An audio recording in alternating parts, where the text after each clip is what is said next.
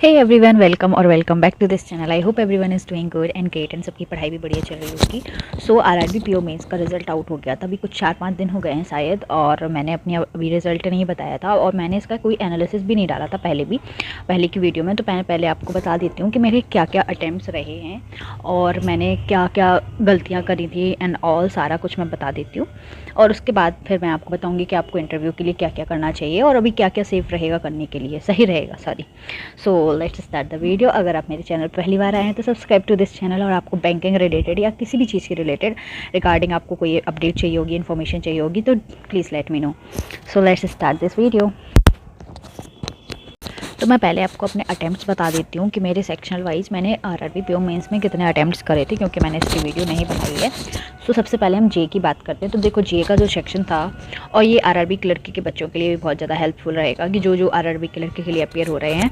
तो जे का जो सेक्शन था वो बहुत ही ज़्यादा स्टैटिक साइड में था, मतलब कुछ ओवरली स्टैटिक था कि उसमें बहुत ज़्यादा कुछ ऐसे क्वेश्चंस थे जो बहुत ही ईजी थे, डायरेक्ट पूछे हुए थे। जैसे कैपिटल पूछी हुई थी, माउंटेन रेंज पूछी हुई थी, किस स्टेट में है, और कुछ क्वेश्चंस थे जो करंट से रिलेटेड थे। करंट था बट करंट का स्टैटिक पार्ट ज़्यादा था।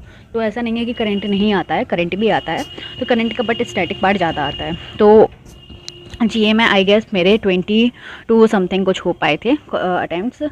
और फिर उसके बात करते हैं कंप्यूटर की। तो देखो, मेरा जो IBPS PO का इंटरव्यू था वो मेरा 22 को था, और 22 को इंटरव्यू देख के मैं 23 को घर आई हूँ। 23 के बाद मैंने पढ़ना स्टार्ट किया था। तो मेरे पास कुछ 4-5 दिन थे, और आरआरबी पीओ मेंस के लिए भी मुझे जाना था। तो मैं 27 को निकल गई थी। तो मेरे पास गिन चुन के 4 दिन ही बचे थे, और जो मुझे 4 दिन में पढ़ना भी था, सब कुछ याद भी करना था। सब आप समझ जाओ कि जे भी मुझे करनी है, कंप्यूटर भी मुझे करनी है, सब कुछ मुझे एक साथ लेके चलना था।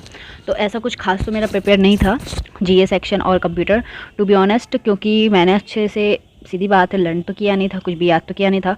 बट मैंने जो कंप्यूटर है वो थोड़ा मैं पढ़ती रही थी। जब मैं इंटरव्यू की प्रिपरेशन कर रही थी उस टाइम पे ही पढ़ती रही थी, क्योंकि इंटरव्यू के लिए मैं इस बार थोड़ा ज़्यादा ही सीरियस हो गई थी। सीरियस इन द सेंस कि मुझे ऐसा लग रहा था कि मुझसे ऐसा कोई स्टैटिक पार्ट ना पूछे, क्योंकि मेरा जो लास्ट ईयर इंटरव्यू हुआ था, अगर मैं उसके बेसिस पे देखूं तो वो मेरा इंटरव्यू पूरा पर्सनल था। मतलब वो सब कुछ पर्सनल बैकग्राउंड पे, मेरे सिटी के बारे में, स्टेट के बारे में, इस कुछ में सब कुछ था। लेकिन इस बार का मुझे अब इंटरव्यू हमेशा अनप्रेडिक्टेबल होते हैं, तो हम नहीं बता सकते हैं कि उसमें क्या वो पूछ लेंगे। तो इसलिए मैं इंटरव्यू के लिए करने के चक्कर में मैं आरआरबी पीओ मेंस के लिए बिल्कुल नहीं पढ़ पाई थी। और मुझे ये था कि प्री होगा नहीं होगा वो बात की बात है, पहले जो हमने हमारे हाथ में है पहले हम उसको पेपर कर लेते हैं।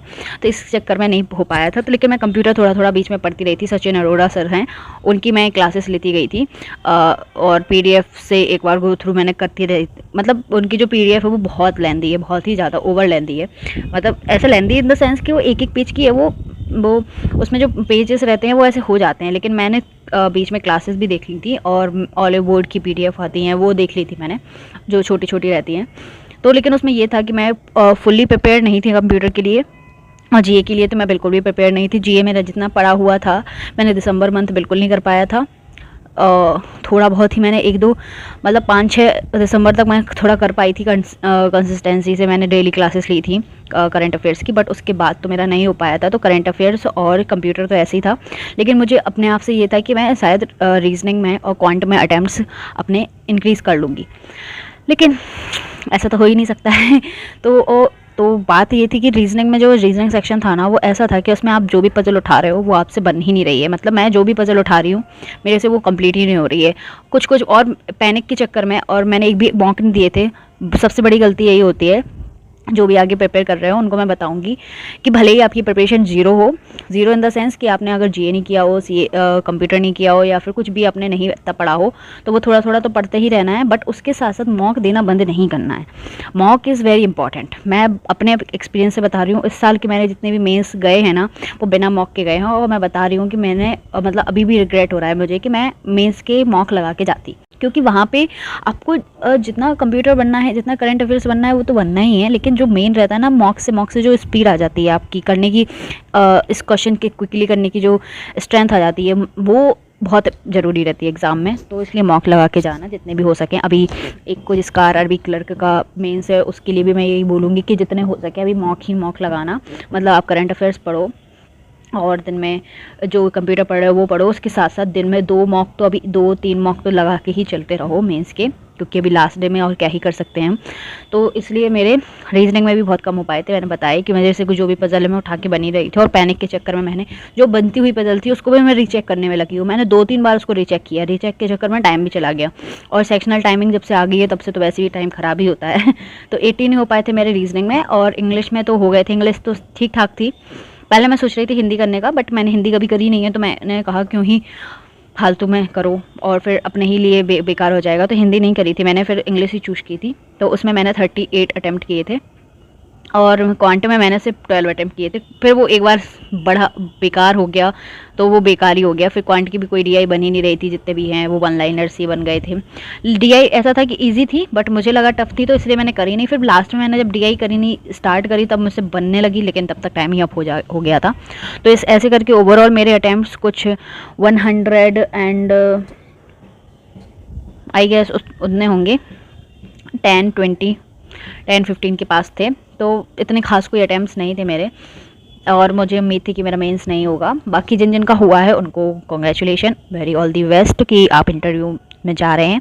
और मैं इंटरव्यू के लिए मैं यही भी कहना चाहूँगी, जितने लोगों से मैंने बात करी थी, मैंने IBPS PO इंटरव्यू में कुछ लड़कियां थी जिनसे मैंने पूछा था, मैंने बताया था कि IBPS PO का इंटरव्यू जो रहता है और RRB PO का बहुत डिफरेंट रहता है। RRB PO के में क्या है, आपसे स्टैटिक बहुत ज़्यादा पूछेंगे, बैंकिंग टर्म्स बहुत ज़्यादा पूछेंगे, नाबार्ड रिलेटेड, RRB रिलेटेड, मतलब आपको रूरल बैंकिंग, एग्रीकल्चर, इन सबसे रिलेटेड क्वेश्चन ज़्यादा आएंगे। तो वो प्रिपेयर करके जाना, अपना बैकग्राउंड भी क्लियर करके जाना, और कोशिश करना कि आप अपना इंट्रोडक्शन ऐसा दो कि वो ज़्यादा से ज़्यादा आपके बैकग्राउंड से क्वेश्चन कर सकें, क्योंकि उसमें हम बता सकते हैं जो हमें बताना हो, उसमें वो कुछ भी गलत नहीं हो सकता। बट जो आपका स्टैटिक में कुछ गलत हो गया, आपने गलत बोल दिया, तो वो मत करना। और जहाँ पे नहीं बने वहाँ पे ना कह देना, बोल देना कि नहीं बनता है, मैं पढ़ के आऊँगा या पढ़ के आऊँगी, लेकिन कोई भी गैस वर्क नहीं करना वो, क्योंकि हमसे बहुत ज़्यादा ही एक्सपीरियंस्ड रहते हैं, उन्हें सब पता है क्या कैसा होता है क्या नहीं होता है, उनको सब नॉलेज है, और वो फिर अपने लिए नेगेटिव हो जाता है, इसलिए वो मत करना।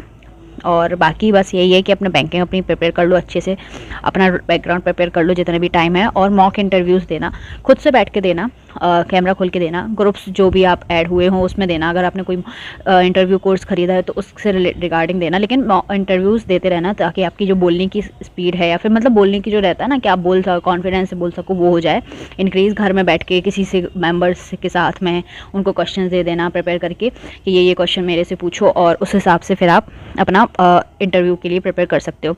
तो यही थे इस वीडियो के लिए, तो मिलते हैं नेक्स्ट वीडियो में, और बताना सबका कैसा इंटरव्यू गया है सब कुछ। तो till then tata bye bye, take care.